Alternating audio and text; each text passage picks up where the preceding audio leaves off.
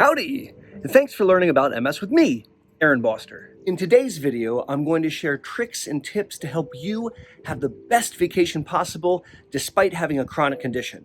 Now don't turn away, because all of that starts right now.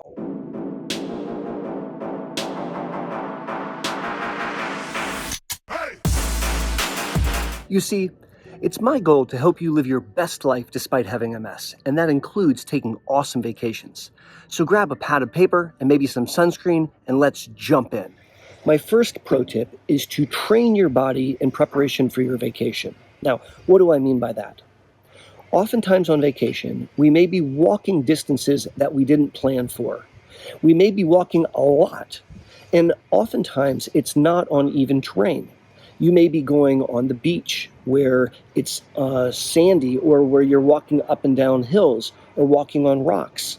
And if we do not prepare ahead of time, this can really impede the success of our vacation. I recommend that several months before you go on your trip, that you get ye to the physical therapist with a goal of optimizing your ambulation. Practice walking distances. Practice walking outside in the hot weather. Practice walking on uneven ground. You may find that bringing 1 or 2 trekking poles really makes a really big difference.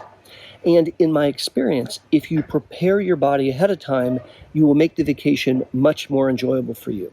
Number 2 is to consider the heat. The middle of the day, when the sun is right above our heads, it is unbearably hot in many vacation locations. I want you to be planful and plan your outings in the morning and watch a beautiful sunrise. Plan your outings in the evening and watch the sunset. And maybe arrange your vacation schedule so in the middle of the day you can relax, take a siesta, take a nap, be indoors, and maybe even in air conditioning. Don't try to force your way through the entire day and subject yourself to the hot sun in the middle of the day. That's a recipe for getting overheated. And if you suffer from heat-sensitive symptoms, you can make yourself kind of miserable. Plan accordingly and take advantage of the morning and the evening times to optimize your outdoor time. Consider bringing cooling devices to help you stay cool even in the hot temperatures. Not just an awesome adventure hat like you see here, but there's a host of cooling tools that I would recommend that you bring. For example, bringing a cooling vest, a cooling kerchief, something that will help wick the heat away from you, can be very, very helpful and extend the amount of time you can spend outdoors. Number 3 is to up your water game.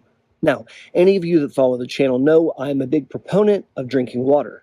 This becomes even more important when you're in the hot sun on vacation. You'd be shocked at how easy it is to become dehydrated by sweating. As a result, I want you to be on point with your water game. Bring your water bottle, drink water at each opportunity, and sip on water throughout the day. You will massively decrease dehydration-related symptoms, and you'll enjoy your vacation a lot more. Tip number 4 is to be planful with your medications. I actually think it's best practice to visit your neurologist in advance of your vacation to review your medication list. I would bring a printed list of all your medicines, the doses, and also why you're taking them. And I would keep that in your suitcase. I would make sure that you're not going to run out of medicines while you're there. Not just the disease-modifying therapy, but in addition, symptomatic medicines. Make sure that you're bringing enough baclofen for spasms and cramps. Make sure that you're bringing enough Provigil to help you with energy. Make sure that you're bringing your bladder pills.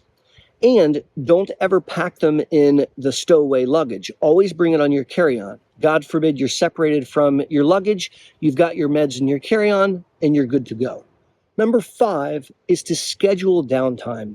Please don't fall prey to the trap of thinking that you have to do every single activity while you're on the island or while you're at Disney World or wherever the location may be. It's an easy trap to fall into because maybe you're only taking a week of vacation, and so you want to make sure that you do all the things. The problem is that's a really easy way to overdo it and to end up in harm's way, spending a few days in bed at the end of your vacation or when you get back home. Instead, I want you to be planful and pick and choose the activities. Feel free to say, no, thank you. I'm going to stay back in the hotel. I'm going to sit this one out.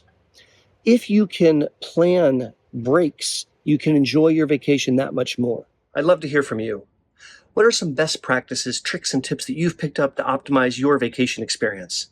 Please leave them in the comments section below. And as always, this is Aaron Boster saying thank you for learning about MS with me. If you'd like to up your game and learn more about how to live your best life despite having MS, click the video that's on your screen right now.